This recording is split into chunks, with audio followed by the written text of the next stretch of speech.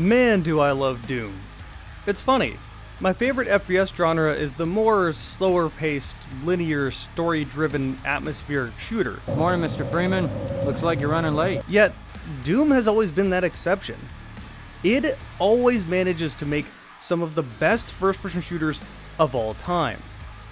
Doom: The Dark Ages is no exception. As much as I love Half-Life, I'm not wearing a Half-Life hoodie everywhere.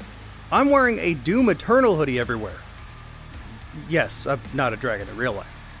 Hey, Jarek here. I'm a dragon on the internet, and today we're going to be looking at Doom: The Dark Ages. But first I have to give a huge thanks to one of my viewers. I didn't get a review key for this Doom game. In fact, I got completely ghosted, which surprised me. Usually it doesn't happen for FPS games. Not saying I'm entitled to that by any means, but it meant I had to buy the game at full price, and I'm pretty tight on money right now. I especially couldn't afford the $100 premium edition, which would help a lot for review purposes because you get it 2 days early, and I wanted to get this out as soon as possible, especially to post on Friday. Well, I tweeted this out hoping to get the attention of id or Bethesda or someone, and instead what I ended up getting was one of my viewers going, "I'll just buy you the premium edition," within a couple of minutes of me posting that. So I want to give a huge thanks to Charcharo. Seriously, I can't give enough gratitude. It feels weird randomly accepting $100 for a video game, but they did that because they want to see my content. People are willing to just chuck money at me like this, just so I can keep doing this. It really does mean a lot to me, so thank you a lot. What about the sponsors you have, you may ask? Well, it's really only IntoTheAM, and that only covers part of my electric bill, which is helpful, but they also give me shirts, which are pretty sick. And a very relevant note, IntoTheAM is currently having a Memorial Day sale. May 16th to June 1st, 25 to 70% off, site-wide. And if you use my code, IntoTheAM.com/dragonshirts, you can get 10% off. That could mean 80% off. I have some pretty big plans on Memorial Day. I have tons of friends coming in from out of town, I have events happening here, and yeah, their shirts are comfortable, they look good.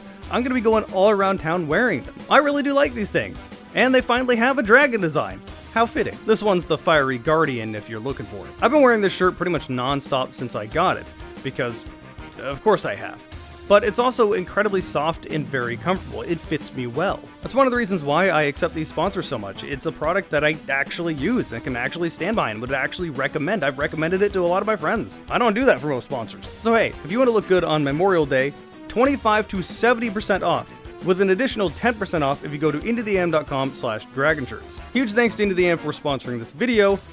Now let's get back to Doom: The Dark Ages. One of the things that impressed me right away with Dark Ages is that it runs really well. Now my PC isn't exactly old and out of date, but it's no longer the best of the best. I have an AMD 5800X, 32GB of RAM, and a 3080. It's enough to justify an upgrade if I really wanted to, but I don't have to. Regardless, on a 3080, I was able to play at 1440p completely maxed out, no problem. Never had any crashes, never had any stuttering, the game just worked. There's also all the options you would expect. I mean, this is an id game, so of course there's a good PC release. But could we take a second to look at this game? Look at this game. This game looks sick. The graphics are really good, and the aesthetics. This is probably the coolest Doom has ever looked. Look at that armor. You cannot tell me Doomslayer isn't the most badass he's ever been. Look at the fucking dragon. That shit's cool as fuck. The face is a little ugly, but like we could put a bag over that. We can work with that. I could gush about this endlessly. This game looks so good, no matter where you are in the game. And the environment changes. You're not stuck with just seeing one thing the whole time. There is a lot of things to look at. I found myself just staring off into the skyboxes every once in a while, just taking it all in. With that said, there is one thing that I think the previous games did better, and that's the executions. In Doom 2016 and Doom Eternal, all of these glory kills were contextual. So many different animations depending on the angle you're coming in at. But in the Dark Ages, you kind of just hit them with your shield or your forearm, and I don't know, there's not much variety here. There's one really cool one. You sawblade them from the top of their head straight down to their anus. Bad idea. Oh my god. Badass. Where's the other animations like that? It kind of reminds me when Halo went from having melee animations that were unique to every single gun to just hitting them with your forearm for everything. It's kind of a big step back, and it's a little disappointing. It doesn't really change the gameplay in any significant way, but the animations were cool. And in a similarly disappointing way, the music just kind of exists. When I'm playing Doom 2016 or Doom Eternal, I hear that music in the middle of combat. It plays in tandem with what you're doing in-game. It gets you hyped, it wants you to play faster, rip and tear. When I was playing the Dark Ages, I honestly didn't even notice it. That was after I turned up the music so I could actually hear it. Now, I gave the music a fair shot. I went and listened to it on its own, and it's okay, but it's clear why I wasn't hearing it. The music kind of is just generic heavy metal in the background. It doesn't really stand out as being unique or different. And it doesn't really fit what's going on screen anywhere near as much as what Mick Gordon did, or what Andrew Holsholt did for the Ancient Gods. That's what I really want to point out here. It's easy to say, okay, well yeah, it's hard to live up to what Mick Gordon did, but Mick Gordon left before the expansions were done for Doom Eternal. Andrew Holsholt already had to fill those shoes, and he did a pretty damn good job. I'm actually kind of confused as to why they didn't just hire him. He would have been the perfect shoe-in, but no. Instead, the soundtrack just kind of is there. Not a negative, not a positive, just filling the background noise. Anyway, let's actually talk about the game, starting with the story. This takes place before Doom 2016. I don't actually want to go in detail with what happens throughout the story. Instead, I want to tell you how the story plays out, how it's described to you. There are a lot more cutscenes in this game than the previous Doom games, but I don't really think that's a negative. I heard a lot of complaints from people saying that Doomslayer is basically a comic book hero nowadays in Doom Eternal, and they complained about it because of that. But, yeah, that's sick. I don't see that as a complaint. I love that. They made Doomslayer basically a fucking god. It's so ridiculous and over the top because it's Doom. It's better that way, in my opinion. If that annoyed you in Doom Eternal, well, you're gonna be annoyed again in Doom the Dark Ages because it's more of the same. Except, even more. They expanded on that. And I will say the story does tend to drag on a little bit, but I'll talk more about that in a bit. For now, let's actually talk about the game. When you first launch the game, you have the option of choosing your difficulty. Of course, there's a bunch of presets, but once you choose the difficulty, you have a ton of sliders you can manually adjust yourself. Before launch, I saw some people complaining about this, saying that people were going to make the game super easy, but do you know gamers? They're so stubborn. They generally don't do this. And who would care if they did anyway? Just let them play the game as they want. What's more likely to happen is that people will set a difficulty, and if the game gets too hard and they won't lower it, they're gonna beat it on that difficulty, even if they don't end up liking the game afterward because it was too hard for them. This is the reason why heroic difficulty in Halo is basically normal difficulty, because the casual player is going to find that too hard. So instead, they just have normal being normal, even though normal is basically easy mode. What's more likely to happen in Doom the Dark Ages is people are going to get very good and crank this shit up, and then we're going to see a bunch of cool clips on YouTube. So yeah, I love this option. I love having the ability to change everything, especially since I found the parry timing to be a bit too lenient. Maybe this is just because I have a background in playing platform fighters, and the main one I play is Rivals of Aether, where there's a built-in parry mechanic and has been for like 10 years. But you can parry not even close to within time and still get that parry. So if you wanted to make the timing window a little bit shorter, you can do that. I also found the input buffer to be way too big in this game. This was most noticeable when you're meleeing. See, your melee now is a 3-hit combo. Press the button 3 times, you will get 3 melees. However, this buffers the whole way. So if you're like me and you tend to press the button until you see it actually come out, you're actually buffering the following melees. And this can make you get hit quite a bit and take damage when you don't want to. Say you want to stop punching and parry instead, well, you already buffered that melee, so you're just going to keep meleeing and take that hit. I mean, seriously, the input buffer is huge. It puts Ultimate to shame. But about that parry, this game is not Doom Eternal. It plays quite a bit differently than Doom Eternal does. Instead of quick swapping and jumping throughout the map like you're on crack, you stand your ground, parry, and make builds to do as much damage as you can. It's a balancing act between parry, shield, melee, and guns. At the heart of this balancing act are your upgrades, and there are 3 things you need to upgrade your equipment: gold, rubies, and purple gems. Getting gold is very easy. It's hidden throughout the map, or just laying around like breadcrumbs. If you explore for secrets, you will come across large chests of gold.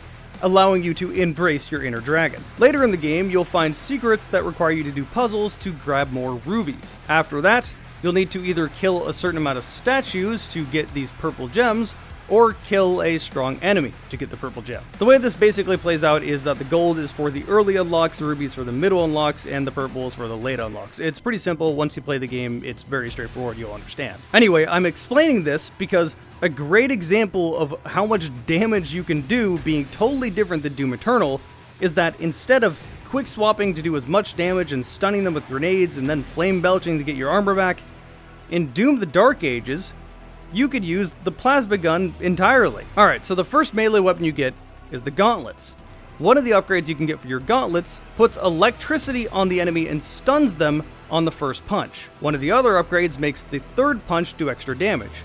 Another upgrade gives you a fourth punch. What's important here is that when they're electrified, you do more damage to the enemy, which is convenient because one of the upgrades for the plasma gun has you do more damage to the enemy when they're electrified. And then when you kill that enemy, that electricity arcs to another enemy where you can then rinse and repeat, killing everyone in the way. But that's not all. You can get runes for your shield, which will upgrade your parries that you do with your shield. And one of these parries calls in a lightning strike that will shock opponents, putting this stun on the enemies, letting you do more damage to them. You see where I'm coming from, right? This stuff just synergizes with each other, and that's just one gun. I would fully encourage you to experiment with all of the guns in the game. See what synergizes with each other. See how much damage you can do. But at the same time, that's kind of one of my complaints. This game doesn't really push you to use your full arsenal. If you find something that's broken that works for you, like say this plasma gun, broken electricity stuff, then you could just use that the whole game and get away with it. The way you get ammo back is by punching enemies. Since that's what I'm using to shock them, I never run out of ammo. Thus, I only ever have to use this one gun. I never have to experiment with anything else. I do genuinely think Doom Eternal's approach was much better here. You had to use everything. You had to experiment. If you don't experiment, the game's going to get stale. That's partially a player fault, but I do think that's also a bit of a game design fault. But in order to add in some good pacing, they have more than just Doomslayer being Doomslayer. Instead, you have Titans and Dragons. The Titans are pretty awesome. Half the time this plays out like a pseudo-fighting game. Left click to do a light punch, get enough of a charge, and you can do a heavy attack. Then you randomly get given a gun, and this is amazingly satisfying. It's not particularly challenging. It's kind of like the mech sections in Fear 2, it's just there for a pacing mechanic to break up the other combat. But it is very fun. But then you get into this shit. Look at that fucking dragon. You can't tell me that's not badass. Yeah, this is a jet engine dragon. I kind of want to get a commission with me just having those wings and a jet engine on my back now. Anyway, controls for this are very simple. Your sprint button activates the jet engine, left click shoots. Holding down right click will enter this sort of assault mode where you can dodge attacks and shoot back. Perfect dodging an attack will make your next attack stronger, and that's basically the combat. But on these levels, you usually have a good amount of freedom.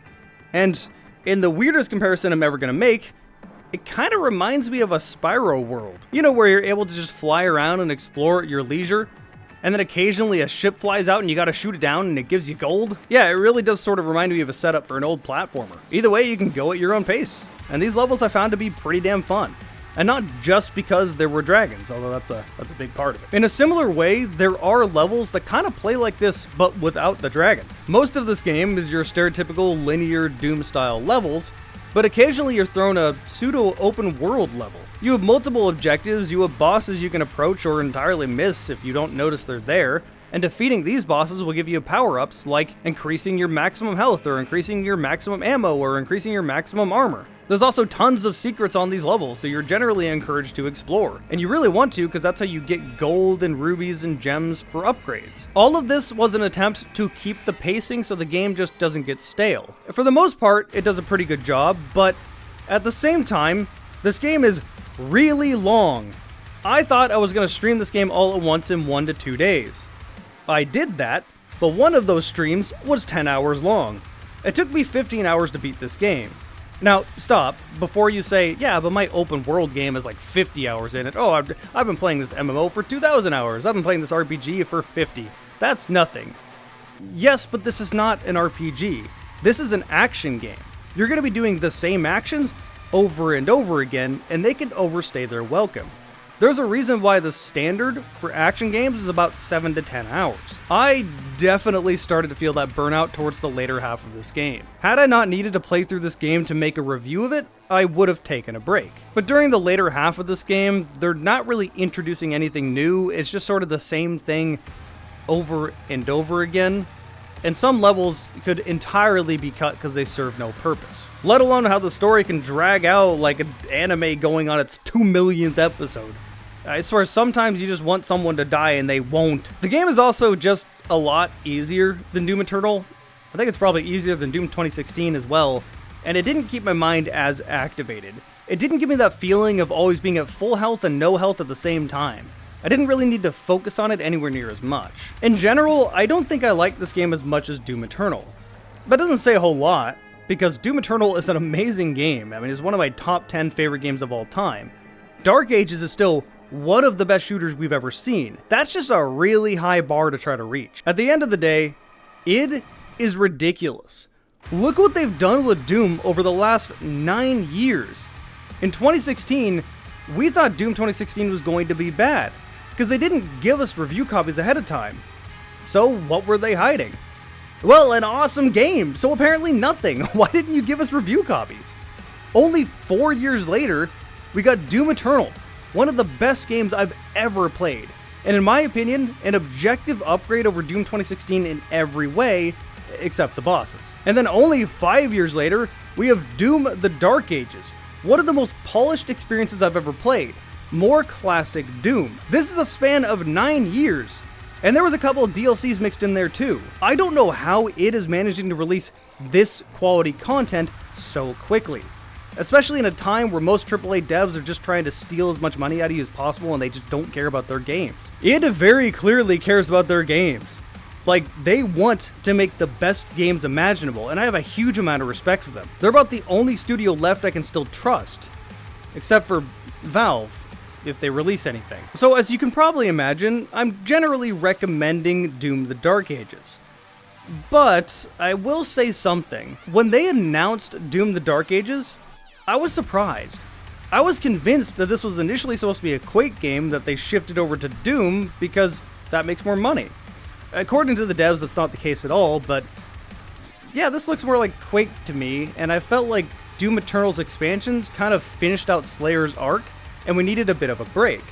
It's kind of like when Gears of War 3 ended and then they kept making Gears of War games and everyone just kind of went, eh. I think what I'm trying to say here is that I've played a lot of Doom over the last 9 years, and I think a bit of a break is in order. I'm definitely getting some fatigue from these games. The Dark Ages didn't get anywhere near as much hype for me as Doom Eternal did. And not just because I like Eternal's mechanics more than the Dark Ages. I'm assuming we're going to get a few DLCs for the Dark Ages, but I'm hoping that we're going to take a bit of a break so that Doom becomes exciting again.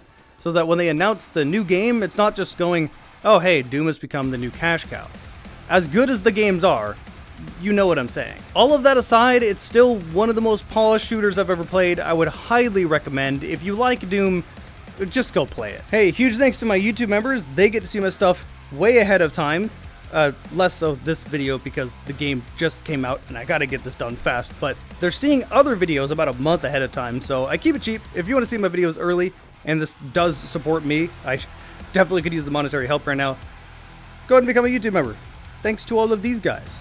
But if you don't want to do that, that's perfectly fine. You can still help me by checking out my other stuff. Big playlist of stuff up there you can check out. Recommended video over there. Subscribe here so you can be alerted of when I post stuff.